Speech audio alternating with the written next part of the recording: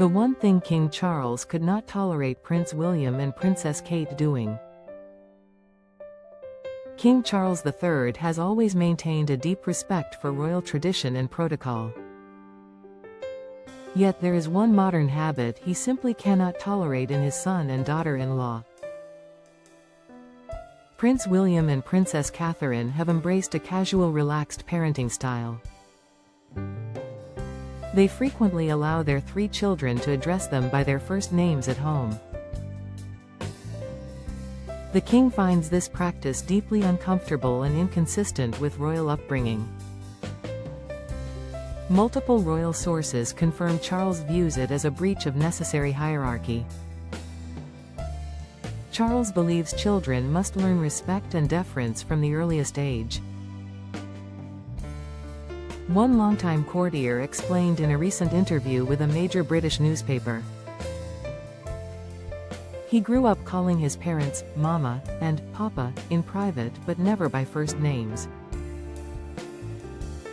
The contrast with William and Kate's approach has quietly frustrated the monarch. Prince George, Princess Charlotte and Prince Louis are encouraged to call their parents Mummy and Papa in formal settings, but William and Kate in everyday moments. This deliberate informality aims to create a warm, close family environment. William and Kate want their children to feel loved rather than intimidated by rank. The king, however, sees first name usage as eroding the natural order of authority. He worries it blurs boundaries that future monarchs need to understand clearly. Royal biographers note that Charles was raised with strict rules of address. Even in private, the late Queen Elizabeth II expected formality from her children. Charles himself addressed his mother as Mummy in private, but never Elizabeth. The same applied to Prince Philip, who was always Papa or Sir. When William began allowing first name use at home, Charles reportedly expressed concern. Private conversations between father and son occasionally touched on the subject. Charles once remarked that kings are not called William by their children. A senior royal aide revealed to a respected biographer several years ago. The king fears the casual style could weaken George's understanding of his future role. He believes early respect for authority prepares heirs for the burdens of the crown. William and Kate remain committed to their chosen approach despite the quiet disapproval. They prioritize emotional closeness, warmth, and open communication with their children.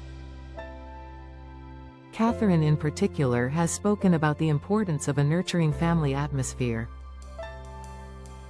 She wants George, Charlotte and Louis to feel secure and loved above all else. Friends of the Wales couple say they are aware of Charles's views but stand firm. They believe modern parenting can coexist with royal duty and tradition. The disagreement highlights a subtle generational divide within the royal family. Charles represents the old school of formality, discipline, and clear hierarchy. William and Kate embody a more contemporary, relaxed, and emotionally open style. Neither side has allowed the difference to create public tension or division. The king has never criticized his son and daughter-in-law openly. He maintains a dignified silence even when privately expressing reservations. Royal observers note that Charles deeply loves his grandchildren and respects their parents. The issue remains a private family matter rather than a serious rift. As George grows older, the question of address may become more significant. He will one day be addressed as Sir or Your Majesty by almost everyone. William and Kate hope the foundation of love and trust will ease that transition. They want their son to carry the crown with confidence rather than fear. Charles, on the other hand, believes early formality builds the necessary resilience.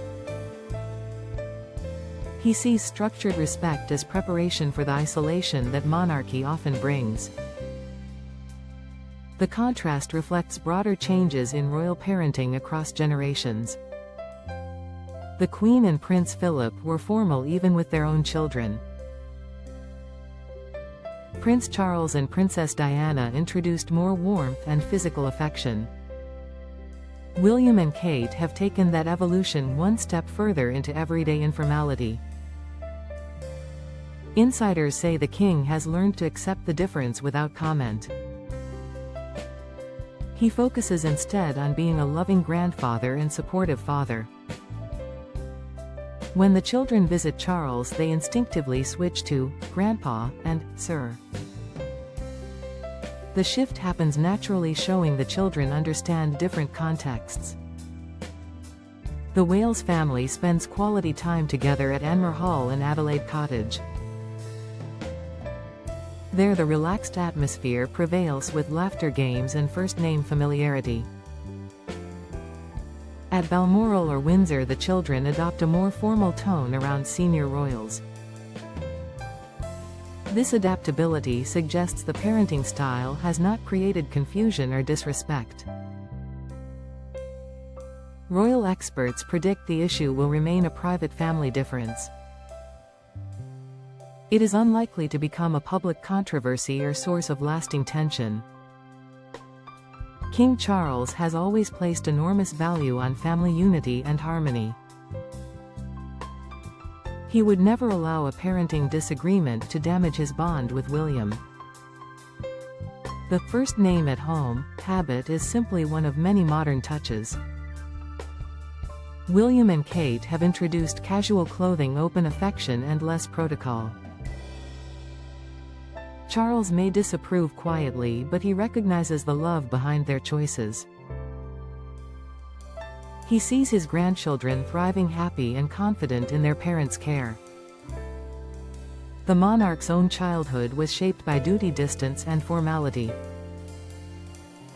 He wants better for the next generation, even if the methods differ. In the end, the words "William" and "Kate," spoken by small royal voices, represent a gentle evolution rather than a dangerous revolution. The king tolerates much in the name of family love and progress. But this one small habit remains the single thing he quietly cannot fully accept. It lingers in his mind as a reminder of how much royal life has changed. And how some traditions, no matter how cherished, must sometimes yield to new ways. William and Kate continue raising their children with warmth and informality. They believe love, respect, and closeness can coexist with future duty. The Queen's grandson carries her lessons of discipline and service. Yet he has chosen to temper them with the affection he missed in his own childhood. King Charles watches, observes, and occasionally frowns in private. But ultimately he loves his son, his daughter-in-law, and his grandchildren without reservation. The first name habit may remain the one thing he cannot tolerate. Yet it is also the one thing he will never openly criticize or forbid. Because in the end, family harmony matters more than any single tradition.